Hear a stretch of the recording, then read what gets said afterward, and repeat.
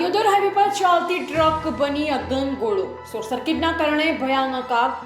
Deodar highway પર આજે ગમખ્વાર અકસ્માત સર્જાતો માર્ગ પરથી પસાર થઈ રહેલી મગફળી ભરેલી એક ટ્રકમાં અચાનક વાયરિંગમાં શોર્ટ સર્કિટ થવાના કારણે ભયાનક આગ ફાટી નીકળી હતી.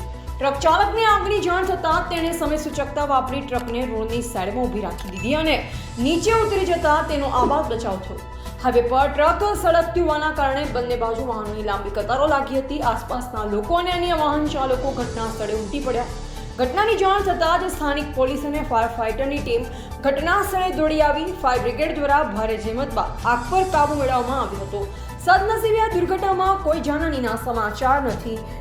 Reporter Bhikhabhai Sipai, MD news, Palanpur, Banaskantha.